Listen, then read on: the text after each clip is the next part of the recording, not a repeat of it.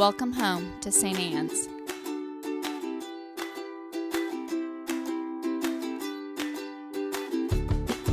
We want you to know that you're welcome to join us at 10 a.m. on Sundays.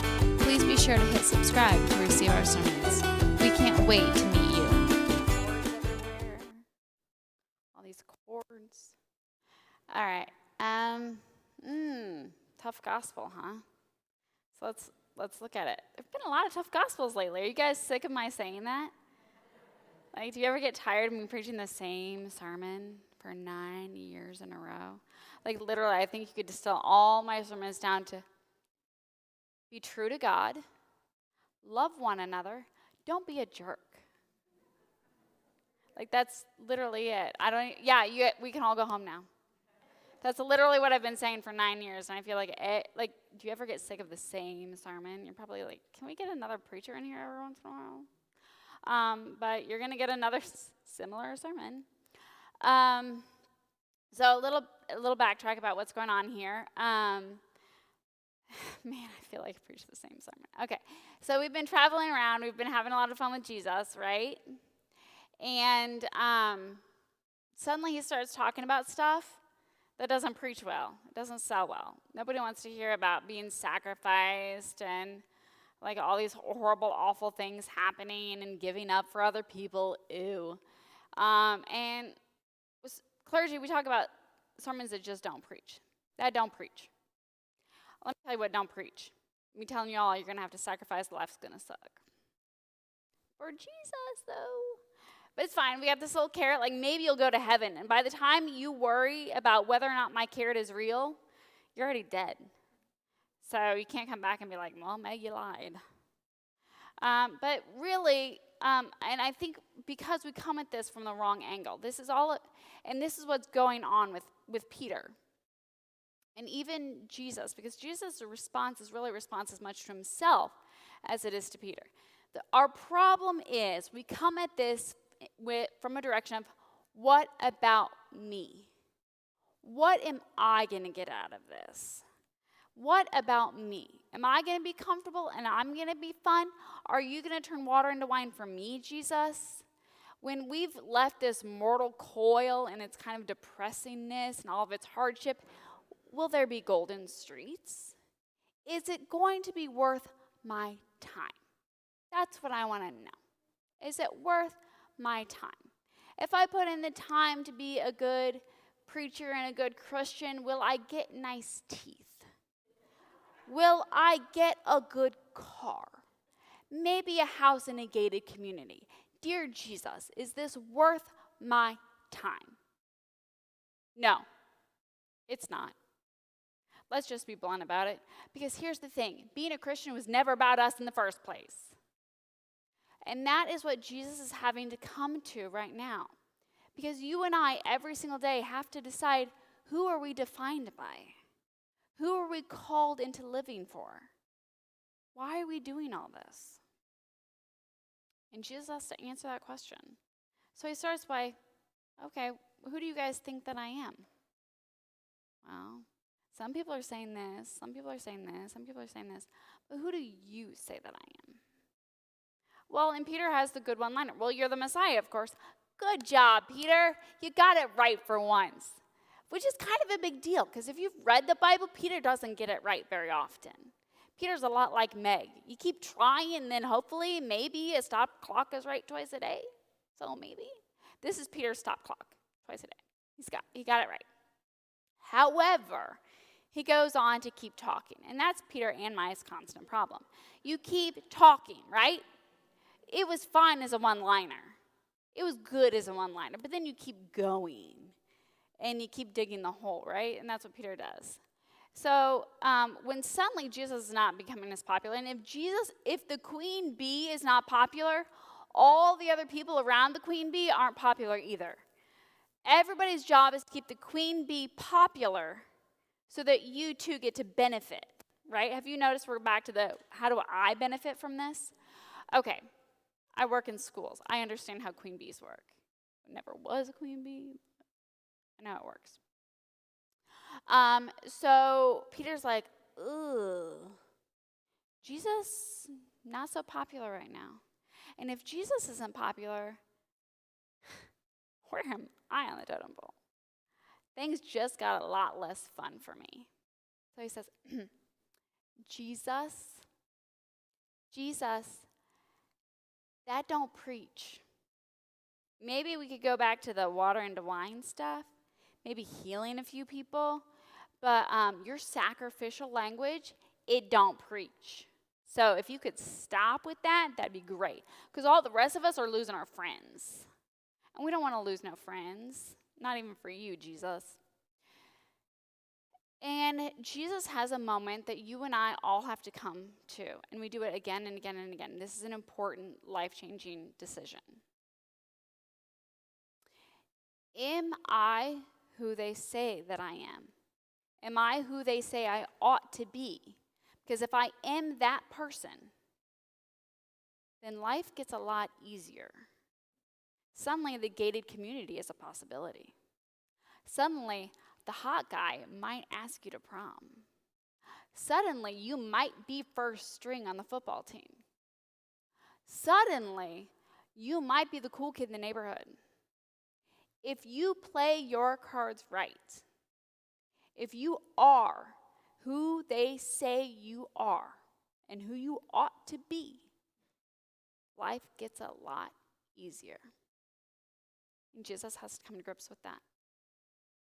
Because I will tell you something, and here's where I said earlier, it doesn't make life easier.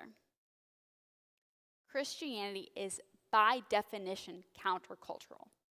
By definition, the things that I've been preaching for 9 years, the things that we go back to Scripture again and again and again, we say the same things. You want to know why we say the same things? Because it's so countercultural that we have to say it on repeat constantly. Because it's so countercultural, we can't handle hearing it. We live in a world that says, shut up. We don't want to hear about your justice. We don't want to hear about your love. We don't want to hear about sacrificing for other people. Meg, that don't preach. Y'all, that don't live well.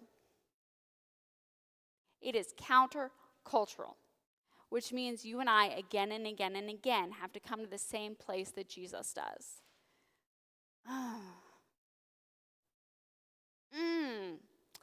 really want a sweet infinity. I really do. Can you imagine how cool I'd look in an infinity? I mean, let's be real. Not really. I'm really more of a European sports car kind of person, but I can't drive stick. And I can't afford one anyway. So I drive a Prius because it's automatic and it's cheap. But again and again and again, we have to come to this place of, oh, that's tempting. What do I do? What do I do? Do I do the things that I feel like I really want to do? Do I do the things that make me feel popular? You want to know why we want to feel popular? I'm not an anti-popularity person because you want to know what? Popularity feels good. It does. Being the cool kid on the football team feels good. It does. There's nothing wrong with wanting those things. It feels good to be liked. It really does. But it's surface level. It's surface level. Because at the end of the day, who are we really? And who are we called to be really? We are God's, first and foremost. And God makes it clear to us, if we're willing to listen, who we are called to be, what we are called to be, in spite of the fact that it may not be comfortable all the time. In spite of the fact that it probably won't make you popular all the time. To be perfectly honest, I may not get my infinity. Probably not going to happen. You want to know what? That's okay. But you and I, again and again and again, we have to come to this place of having that conversation with ourselves and with the demons within, and even with the voices outside of us who are constantly telling us, that don't preach. That is not going to get you a raise. That is not going to get you a date to prom. When you're talking like that, that's not going to be something you want to write down on your application form to get into college, because that's not going to sell well. They don't want to hear that. Oof. That's tough. And so it literally can be as harsh as those moments of, get behind me, Satan. It has to be that loud for us sometimes to really, truly make the call that you and I are called to make. Not that popularity and being liked and cool cars and cool houses isn't fun. They are. I'm not here to be like, give it all up.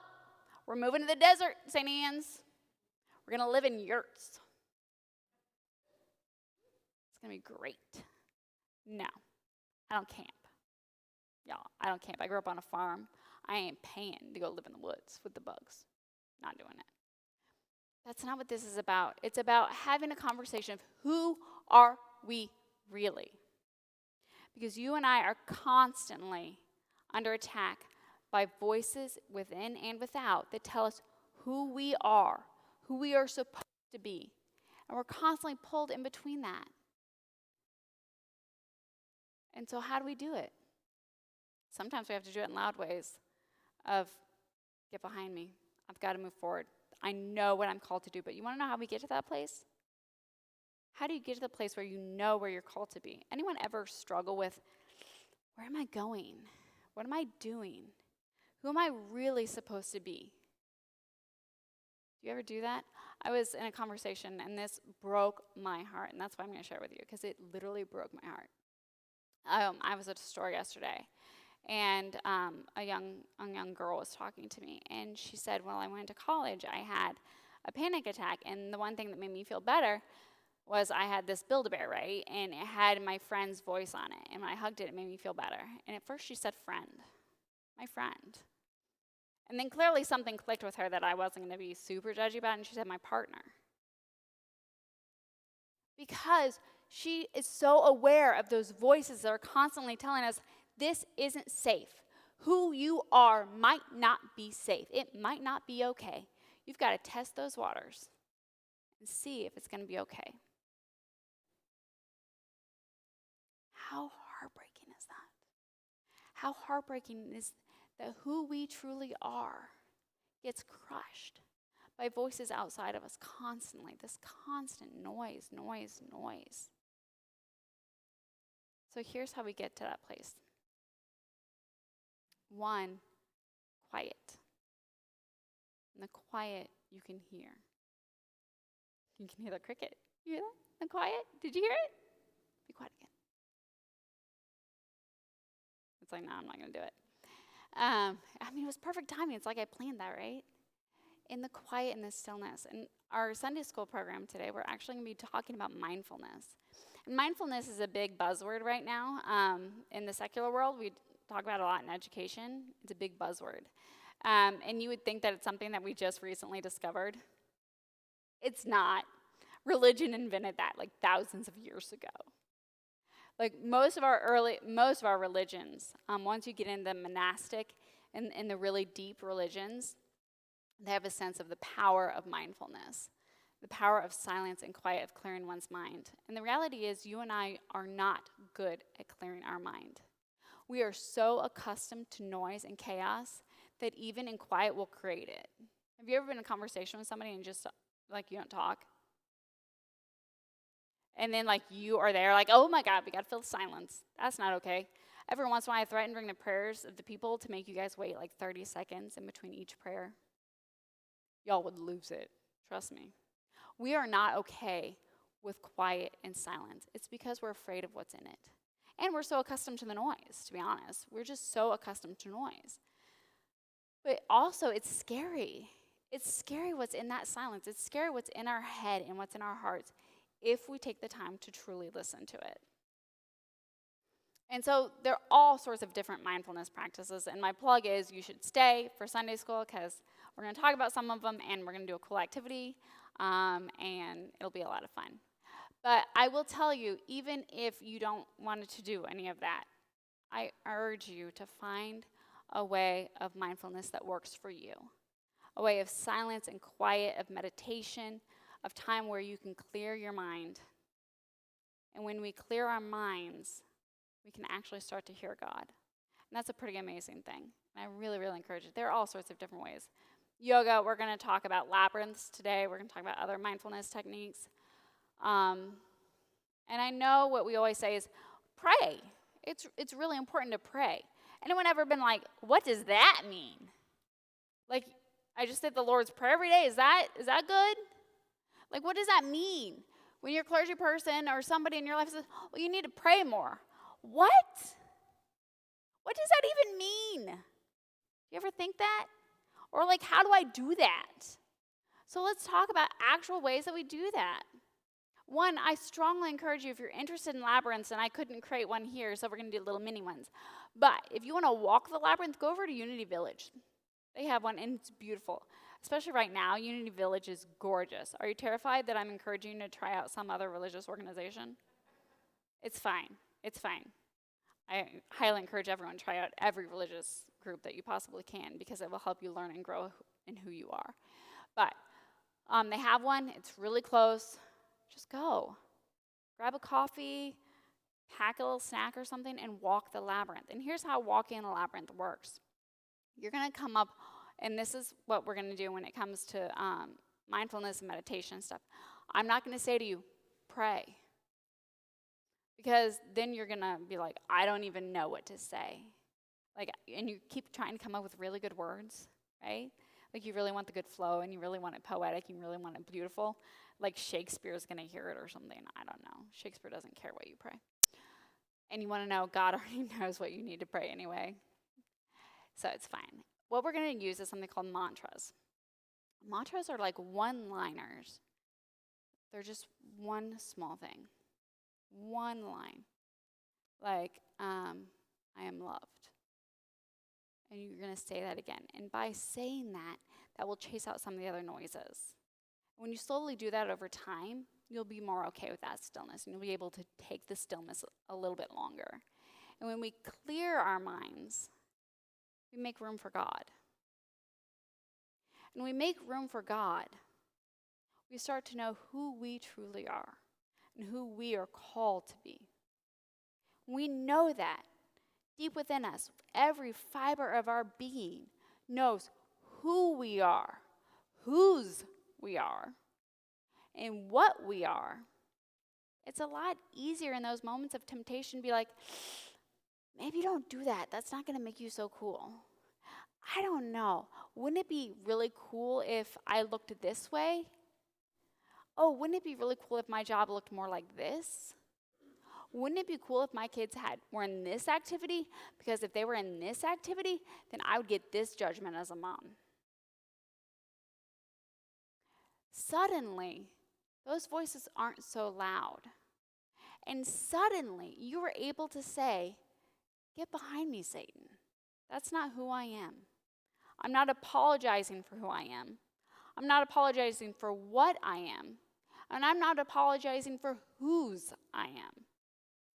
Because it's really figuring out whose we are that changes everything. You never thought I'd say, get behind me, Satan, in the sermon, did you? Did you? Because you're like, Meg, talking about Satan? Mm-mm. But that is what I encourage us to do. Find the stillness, find the quiet, find that voice. And stay for Sunday school, because we're going to play with sand and stuff. And it's going to be super fun. And you'll learn why that is mindfulness. Ooh, I am graceful. We want you to know that you're welcome to join us at 10 a.m. on Sundays. Please be sure to hit subscribe to receive our sermons. We can't wait to meet you.